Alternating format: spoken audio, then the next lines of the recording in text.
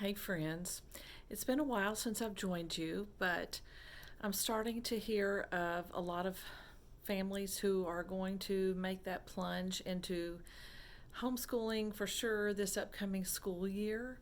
Whether they continue doing or not is, yet to be determined. But one of the common things that I hear, whether you're suddenly homeschooling or whether you have made or are considering the decision regardless, one of the most common things that I hear is that I am not patient enough, or my kid is too active and I don't know how I can deal with it. And it all stems back to patience. And so I wanted to talk to you just a little bit about that and give you a few tips that I learned along the way. And maybe they can give you some ideas of things that will help you. So, the first thing that I wanted to mention is that I personally think it's really important and beneficial. I found this out the hard way, but that is to set clear expectations at the beginning of your school year. And whether that is for kindergarten students or your students that are seniors in high school, set those expectations. Your expectations are going to vary a little bit. We can get into that in a future broadcast, but the point is set the expectations. Now, some people will even have their kids sign a contract. Sign your name, because let's make sure we're both on the same page here, the parent and the child, in terms of getting your work done in a prompt manner, daily, weekly, and each semester. And in setting your expectations, you will also want to set consequences. And we've talked about this before, but your consequences are definitely going to vary depending upon your child and their personality, what works, what's going to motivate them. But oftentimes the consequences are going to be to take away something that they enjoy. But the consequences can also be something to serve you. So if they've been lazy and you've explained the same math concept to them over and over, and really they're just not paying attention, they're wasting your time, right? And so whenever they're doing things that waste your time, the consequences can be to serve you. So instead of you doing the dishes after supper, or you vacuuming the floor, or organizing the schoolroom, or whatever, they're going to do it. And just make that clear up front. These are the kind of things that if you do this, this will happen. If you have to write it down and put it in a little in a page protector and magnetize it to your refrigerator, go ahead and do that so that it's clear. Because what happens is you, as you well know, you will get frustrated because they are not doing their work. And if you already have the consequences set in place, then your anger doesn't have to come out. And so no point in that happening. So set those consequences ahead of time. There will be things that will come up that you won't expect, but try your best to make some broad categories. And I even have an if-then chart that is available that gives you some broad categories. But besides the consequences, the punishment, if you will, for negative behavior, you also want to have rewards. And for a lot of kids, this is a big motivator. And so during your school year, for instance, I urge you not to just let them have free electronic time all day, every day, whenever they feel like it. But let that be a reward if that's what they enjoy. If you do your schoolwork with no complaining and you try your best, then at the end of the day, at the end of the work day, at the end of the school day, I'm going to give you 30 minutes to play your electronics. Now, if your kids don't like electronics, find something else and don't make it a huge length of time.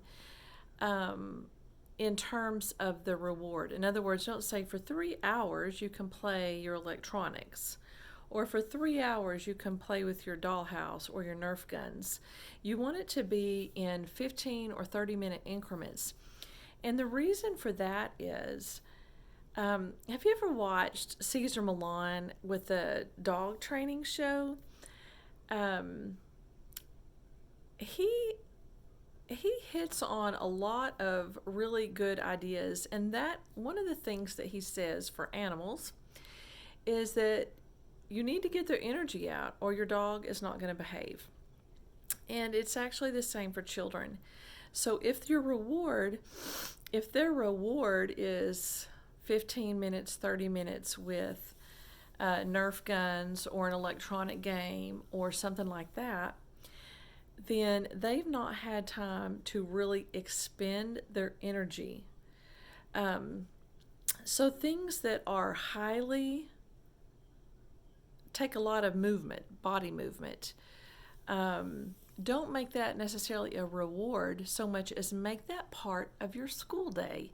And this is really, really big. So number one, we've got our consequences, which include our punishment, and we've got our rewards. So that's number one, and making sure that they understand those ahead of time. Number two is making sure your kids are moving their large muscles, that they are using their gross motor skills, not just their fine motor skills with pencil to paper or scissors to paper or whatever. You want to do that too. But we're talking about patience today.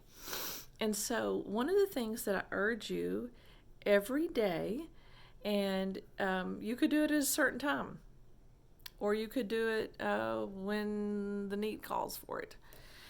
For me personally, we did it both. Sometimes when the need called for it, but also every single day at a certain time, assuming the weather was good, we had outside playtime.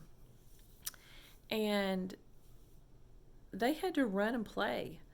We did foot races. I let them race between each other, or at the point where I only had one child who was old enough to do that kind of thing, I would throw the ball or let them jump on the trampoline. But again, you don't let it be limitless. You don't want them to do this like all afternoon. They need to learn that there are some things that they do in life that aren't, super exciting, super fun, but yet there are parts of life that are. And so let them get their energy out, because what happens is you've seen it happen when you go on vacation to the beach or something. The kids are worn out and then they'll take a heavy nap, right? It is the same with their schoolwork. If you let them get their energy out, they are far more likely to want to sit still and do that read aloud or read that chapter in their book about the Civil War, or sit down and do 25 math problems. So plan that as part of your ordinary, everyday thing. Hopscotch, running, throwing balls, trampoline. Like I say, anything, riding bicycles, anything that uses those gross motor skills.